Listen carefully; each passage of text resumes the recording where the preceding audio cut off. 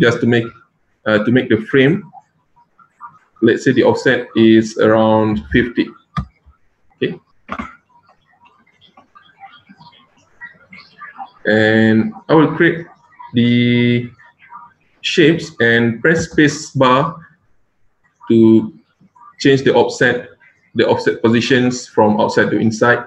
And there you go. And before I click finish, I have to make sure I'm setting the work plane in the right way.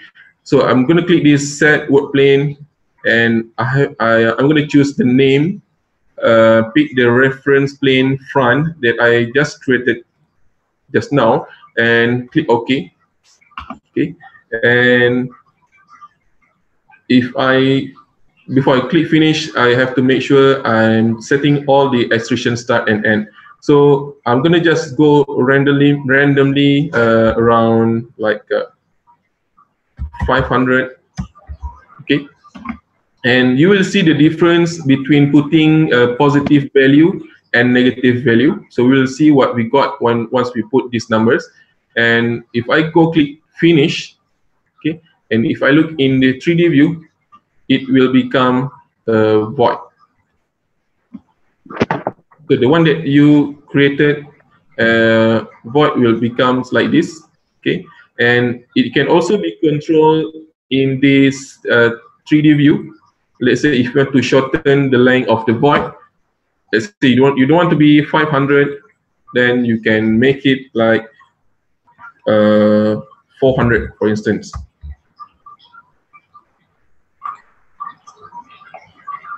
Okay.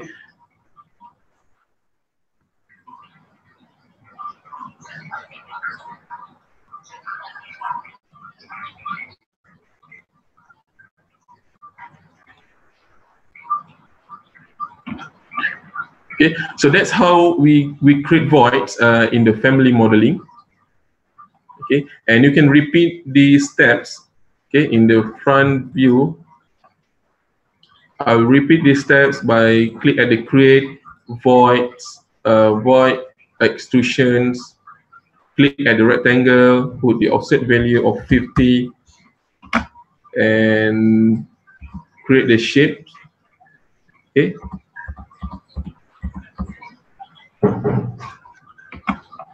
And in one objects, you can have different, or you can have more than one boundary line. Okay, like this. You can also have two shapes, and you must make sure you setting up all the extrusion value. Okay, and then you can click finish, and there you go. So this is your book rack with the void ready. Okay, so this is basically on how we create family modeling in Revit. Just remember the steps. Okay, it should start with choosing the right template, and then you can start. Once you have the right template, you can create your own reference plane with the dimensions, and make sure your reference plane must have a name. Okay, you can use your own name. You customize every name you want, as long as you understand where to put the right object at the right reference plane. Okay.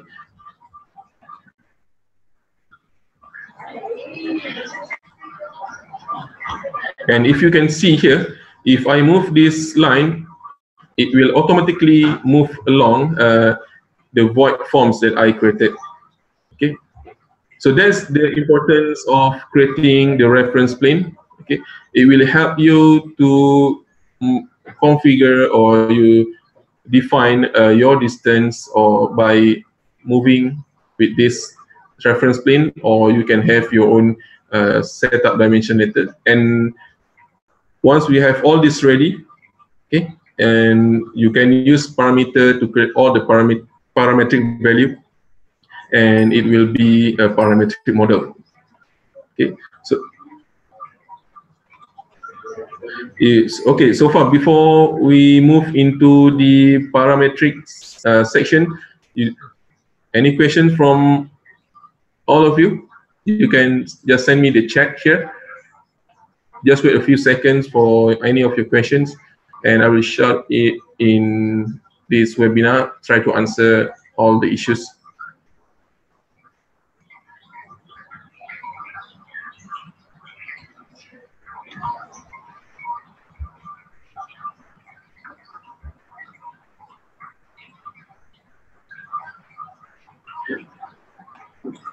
Okay, everybody's doing okay? All right, so next thing, I'm going to touch on the parametric settings. Okay, and these parametric settings is created from the dimension that we set in the first place. Okay, and now we have done all the basic modeling, and now let's move to these parametric settings. All right. So basically, parametric can be done by simply. So we got the. All right. So if you feel lag or buffering, it may.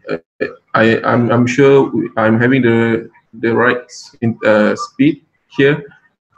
I'm trying to speak slowly so that everybody can hear clearly. But doesn't matter. If you feel difficulties listening to this, watching this webinar, you can always watch the recorded video that I will send to you after this. Okay.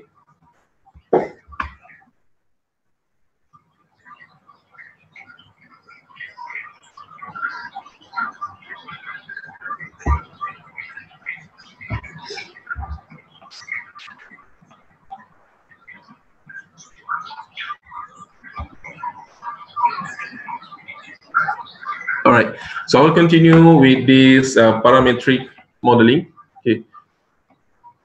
So usually for parametric modeling, we will start with the parameter for these dimensions. Okay.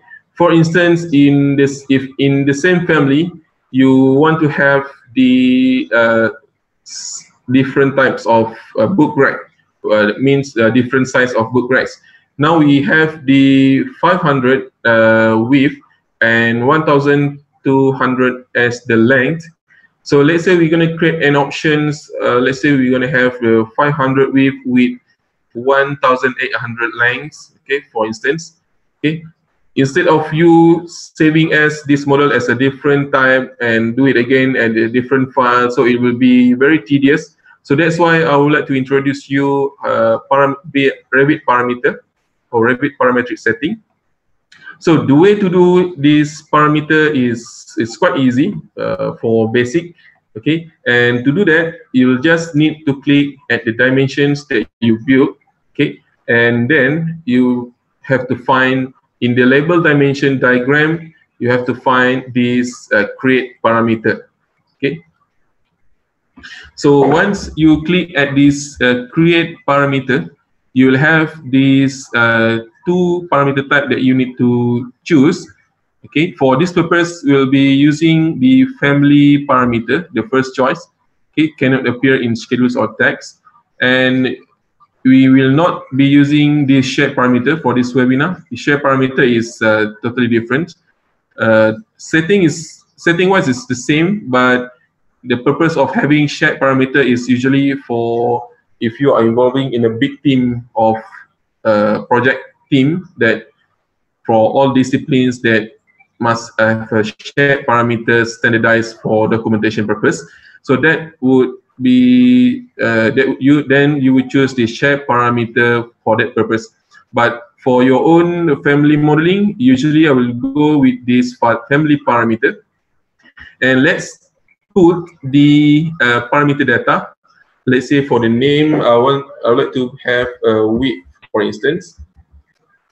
Okay, and I will put this parameter under the group of dimension. Okay, so it states clearly as the dimensions, and you can see the discipline here is common, and the type of parameter is length. And before you click OK, you have to make sure you choose the right option here. So you've got two type of parameter data. First is the type. Okay, I may speak type frequently, but don't get confused with that terms. Okay, just look at my screen and I will show you what am I talking about. So this type is usually being picked by standard modeling in. Okay, so if you choose the type, means whenever you change later, it will be reflected to the whole project that you, it means you, for instance, if you have done this book rack and you load it into project in several places, let's say 10 places all over the projects, and once you change one of them, it will be reflected to the rest of the 9 book rack with the same parameter data. Okay, but if you choose the instance, okay, it means that you will be able to customize every single family models that you put in the project later on. Okay, I will not touch this instance. Okay, I will go with this type, and I'm going to click OK, and you will see these dimensions annotation is changed with the width as the prefix, and the value of the dimensions comes as the suffix. Okay, so it shows clearly width equal to 500, means whenever you download a family from online, okay, you download it from any websites and you see these kind of annotations, means this model is having the parametric setting. Okay, so that's the basic way, and same goes to this width here. The other dimension that we have here is 1200, and I will click the dimension and click this button. We call it as a create parameter. Okay, and I will give a name. Make sure it is under family parameter and type. Okay. I will give a name as the length.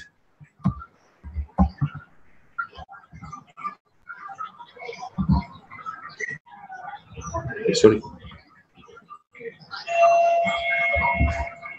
Okay, so that's the name of this parameter, and it will also be put under group dimensions. Okay, and I will click OK. And again, don't. This is the standard, means the standard parameter settings that we can do here, and don't forget to put the parametric data for the height of this model. Okay. And if you go into elevations, you can see here we got the total height of this object is 2000. It means if I click at these 2000 dimensions and I'll just click at this create parameter, okay, and I will put the size, the name of this as the height, okay, and remain it as a family parameter and type, and then I'll click OK. Okay, so now we have set a common parametric setting for every family models that we do here. Okay, and let's see how we're going to make sure it can be customized later. So once we have done all these parameter, we call it as a parameter annotation, you can go to this icon, family types. Okay, and you will see the list of parametric data that you just created. The height is, which is 2000, the length is 1200, and the width is 500. So if you change anything in this value area, so let's say I'm changing to 2500, okay, and if I click apply, it will reflect the model. Okay, so the model will be reflected for anything that you key in this parameter data. Okay, so that's how it's going to reflect your models. You don't have to touch the objects after this. You just play with this parameter data, and your model will be changed accordingly to your size. Okay, so how we going to have more than one types in the single family modeling? Okay, so in order to do that, we have to start with clicking this new type. Okay, click this new type, and you must give a name. For instance, if I want to start with the 1000 as the length times 500 as the width times 2000 as the height. Okay, so that could be the first type that we will be doing. If I click OK, the type name will appear on this type name, and you have to make sure your name is having the same characteristic as your parameter data. For instance, if I'm putting the name as 2000 height, I have to make sure the height here is 2000.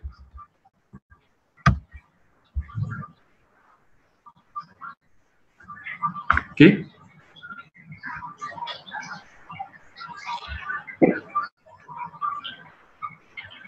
And if you want to create more types, you can create as many types as you want. Okay, but don't overcreate it because you will make your models very heavy. Okay. You can always click at this new type again, and let's say I want to have 1800 as the length times 500 as the width and times 2500 as the height. Okay, so when I click OK, the type name is listed here, the new one. So before I click apply, I have to make sure I change the data here, the dimensions, the parameter for dimensions. The height is changed to 2500 and the length is changed to 1800, and the width remains as 500. And I will click apply. Okay, and click OK, and you can see here, okay, if the data is also changed here. Okay, but once we put the models inside the project, you will see the difference.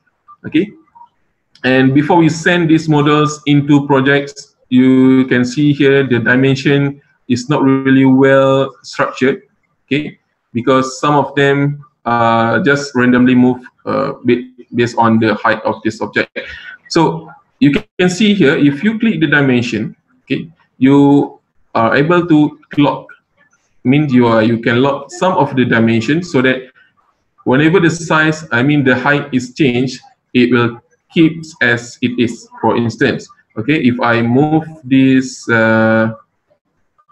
if I want to keep this bottom area as, let's say, make it like 750. Okay, and the top one, I also want it to be 750. Okay, and what I'm going to do is I'm going to click this dimension and lock this 750, so that whenever the height is changed, 750 will keep as it is.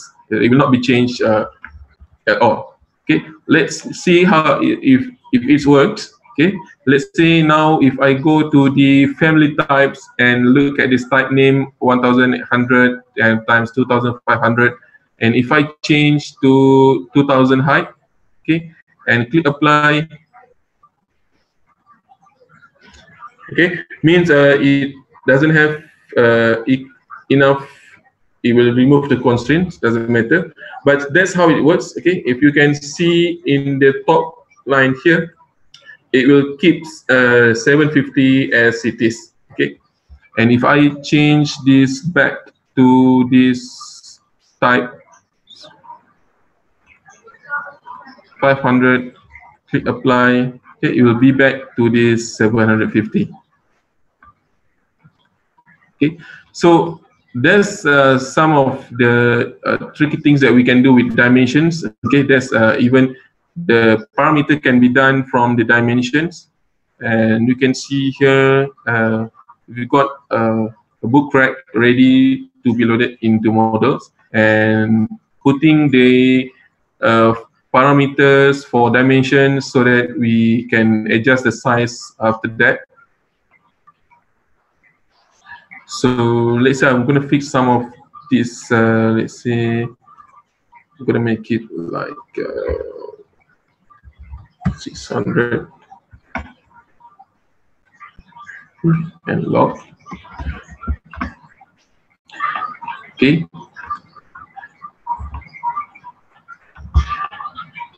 And then once you have done this family modeling, okay, of course you can click these objects and you can put any materials that you want. Okay, for this case, I want to put wooden materials. Okay, I'm going to click this material by category and find this small box here. Okay, and material can also be done using parameter, but it will be a little bit complicated. So I would suggest you do it as a normal way. Okay, and I'm going to create a new material. Okay, and going to rename it as the wood. Okay, so this wood is material is created, and I'm going to just load the material from the Autodesk asset browser. Okay, and increase the size here so that I can see it better, and just type wood. You see if there are any kind of wood materials available in this. Okay, so we got plenty of wood materials ready in this Autodesk asset browser. I'm gonna pick this appearance library.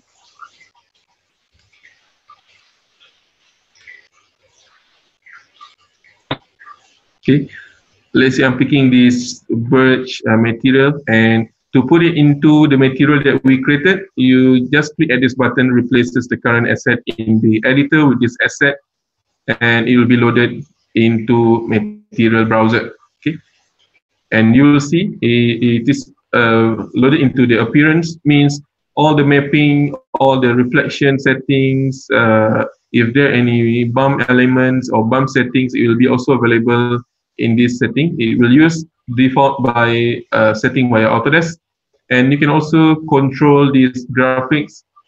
Usually I'll use render appearance. Okay, so for those who do not know what is the difference between this appearance and graphics, so just a quick one, quick refresh. Graphic is for the purpose of modeling. Okay, so whatever you choose, you see here means the color. It will be appear. It will be shown while you modeling. But appearance is the setting for mostly for rendering purpose. So once you have done the modeling and you want to create a nice view of your rooms or any views that having these materials, so it will follow whatever you set from this area. Okay, so that's for material. I'm going to click apply and click OK. And now we do have the wood materials inside here, and I'm going to save it. Okay.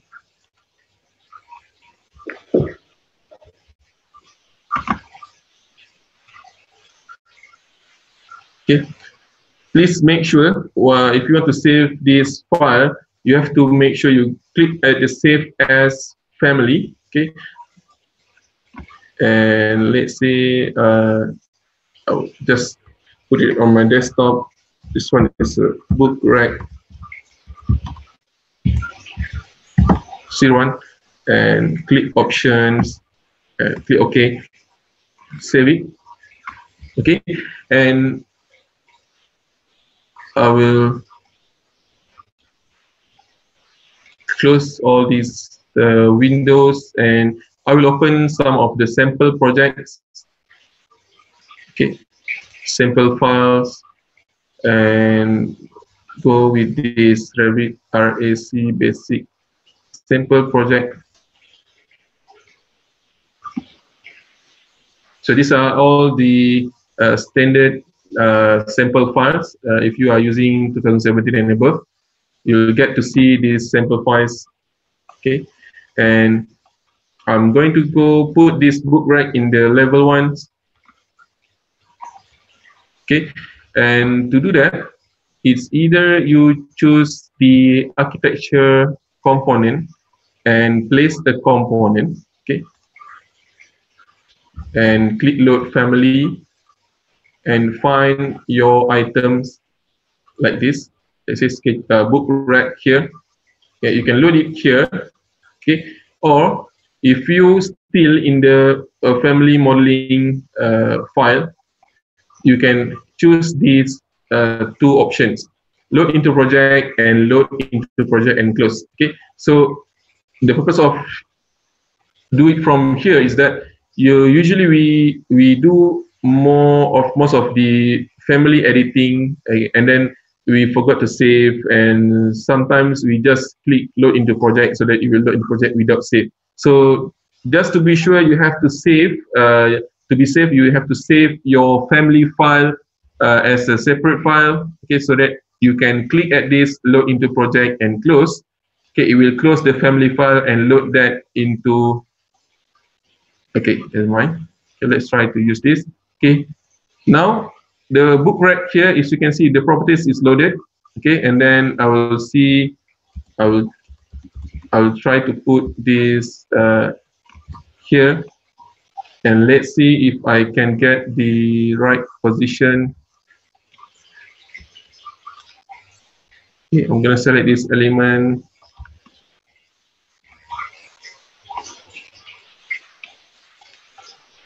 Okay, so these are the items that we created in the family file, and then now the item is being used here in this family project. And if you can see the model that we put here, and if you look at the properties, we do have two types that we created before. Okay, one is the height of 2000, and the other one is with the height of 2500. So you can see the difference between all of these family types from the parametric that we created, and how easy it is to actually control everything by playing with this parameter. Okay, so that's it for now. It's been an hour, so I hope you guys understand and have an idea how to do it, how to do the family modeling in Revit. Okay, so for every version of Revit, if you are using the older versions, you may have experiencing some different methods, okay, or some small issues like attaching the reference plane with the object. But most probably, the method of the fundamental of creating a family modeling is just the same, regardless your version. Okay, so thank you for attending this webinar. So we're gonna stop it for now. And before we stop, please, if you have any questions, just raise in the chat here. I'll try to answer that, and I will give you the video. Okay, if you require video, I have your email in the registry.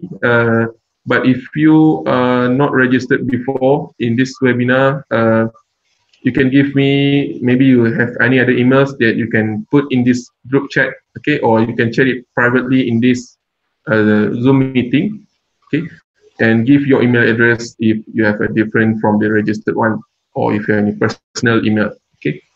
I'll straight away send the videos, recorded video for you, so that you can do a quick reference. And before we forgot, please, sorry. Okay.